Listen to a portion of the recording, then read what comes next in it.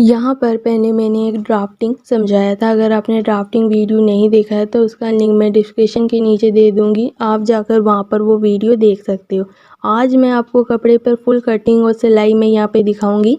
तो यहाँ पर मैंने एक पेपर लिया है, मान लो कि ये कोई कपड़ा है, इसे हमें बीच में से एक बार फोल्ड करना होगा। इस तरीके से यहाँ पे हम फोल्ड करेंगे।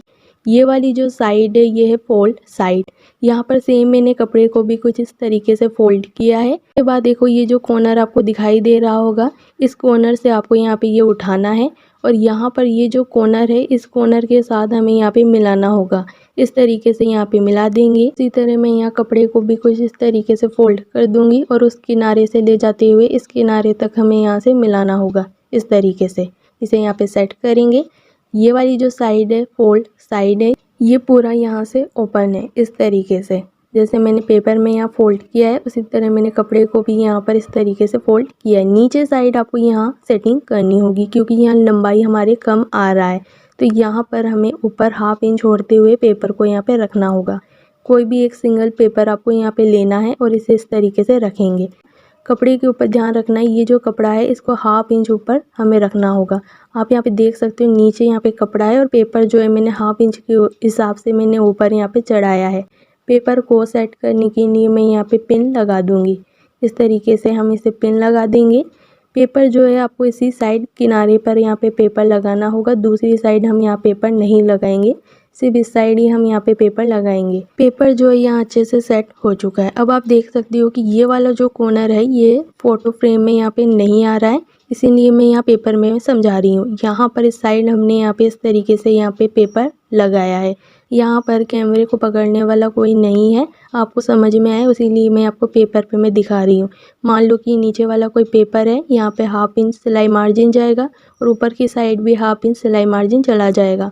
दोनों को मिलाकर ये 1 इंच का हमें सिलाई मार्जिन चाहिए होगा, इसीलिए पेपर को यहाँ ऊपर रखेंगे, हाफ इंच के हिसाब से ऊपर चढ़ाएंगे और यहाँ पर हम पिन से इसे ज्वाइन कर देंगे।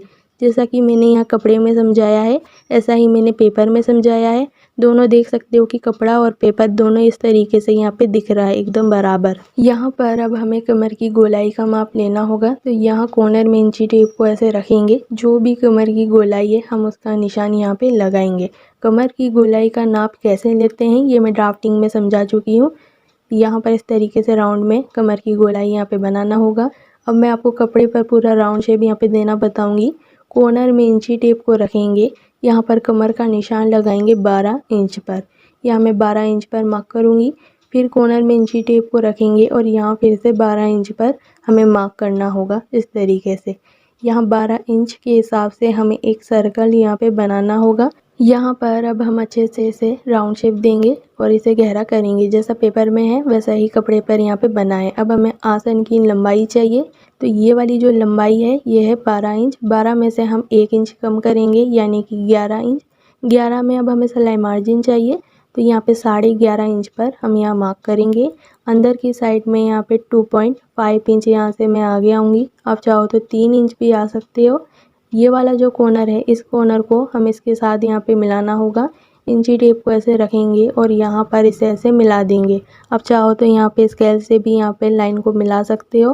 कॉर्नर से हमें 1 इंच आगे आना है।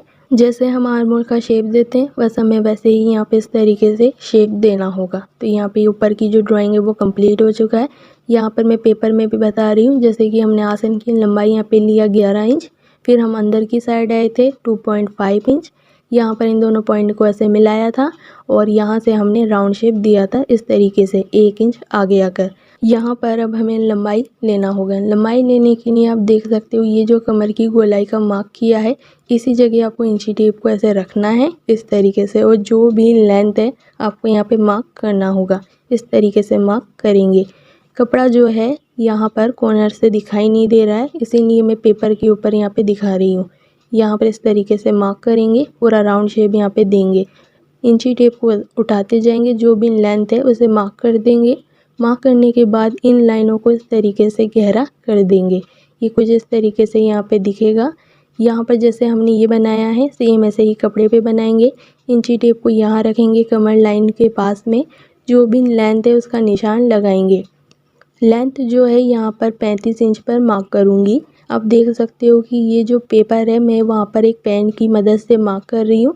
कपड़े के ऊपर जब मैं मार्क करूँगी तो यहाँ चौक की मदद से मार्क करूँगी। लेंथ में यहाँ 35 इंच पर मार्क करते जाऊँगी। इसी तरह इंची टेप को मैं यहाँ रखती जाऊँगी कमर के साइड और इस जगह मैं 35 इंच पर मार्क करूँगी। इस साइड जो कॉर्नर है वो फ्रेम के अंदर पूरा नहीं आ रहा है क्योंकि कपड़े की जो चौड़ाई है बहुत ज़्यादा है, इसीलिए मैंने आपको पेपर में कटिंग करके दिखाया था कि यहाँ पर हमें कैसे राउंड शेप यहाँ पे देना होगा। तो यहाँ पर मैं अब इसे गहरा कर दूँगी जैसा कि अभी मैंने पेपर में दिखाया इस तरीके से। यहाँ कपड़े के अंदर आपको ये वाला जो कॉर्नर है वो यहाँ पे दिखाई नहीं दे रहा है। आप पेपर की मदद से यहाँ पे समझ सकते हो जैसा पेपर में दिखाई दे रहा है कपड़ा भी यहाँ पे कुछ इस तरीके से यहाँ पे नीचे साइड में बचेगा। यहाँ पे आप देख सकते हो जैसा यहाँ पे राउंड शेप दिया है इस तरीके से, सेम कपड़े के ऊपर भी मैंने यहाँ पे इस तरीके से राउंड शेप यहाँ पे दिया है। अब हमें कटिंग करना होगा। कटिंग जो करेंगे हम नीचे से करेंगे और ये जो पेपर के ऊपर मार्क किया है यहाँ पर भी हमें इसके ऊपर रखकर कटिंग करना होगा। सेम यहाँ पे कमर की गोलाई को इस तरीके से यहाँ पे हम कटिंग करेंगे। इसके बाद हम आसन की लंबाई को इस तरीके से राउंड शेप देते हुए कटिंग कर देंगे। यहाँ पर आप देख सकते हो पेपर पे हमने कटिंग करके जैसे मैंने दिखाया है सेम हमें कपड़े के ऊपर भी यहाँ पे कटिंग करना होगा। यहाँ पर मैं एक बार कपड़े पर मैं कटिंग करके मैं दिखा रही हूँ इस तरीके से। यहाँ से पेपर के ऊपर कटिंग करते हुए सीधे यहाँ कपड़े के ऊपर यहाँ से ले जाते हुए कटिंग करेंगे इस तरीके से। पूरे राउंड में यहाँ पे कटिंग कर देंगे। ध्यान रहे कि जो पेपर हमने यहाँ पे कटिंग किया था उसे पिन से अभी नहीं खोलना है।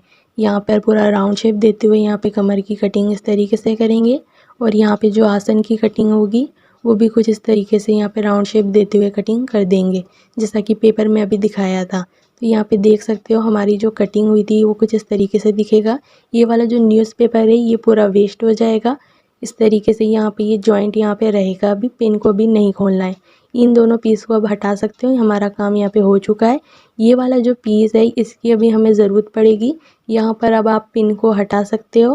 पिन को हटाने के बाद आपको ये न्यूज़पेपर यहाँ पे लेना होगा। अब आप नीचे वाले पीस को भी यहाँ पे हटा सकते हो। इन दोनों पीस की हमें सेटिंग करनी होगी। ये जो राउंड शेप में हमने कटिंग किया था नीचे जो बचा था कॉर्नर में ये वही पीस है। यहाँ पर इस तरीके से ये पीस लेंगे। यहाँ पर ये जो पेपर है ये लेंगे, इसे एकदम किनारे में इस तरीके से हम रखेंगे। पेपर को सेट करने के लिए हम चारों ओर इसमें पिन लगा देंगे।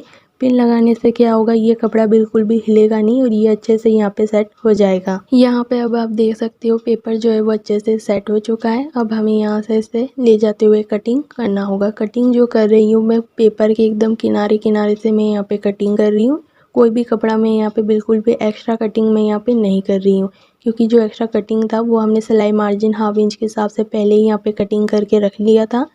यहाँ पे आप देख सकते हो ये कुछ इस तरीके से यहाँ पे दिखेगा।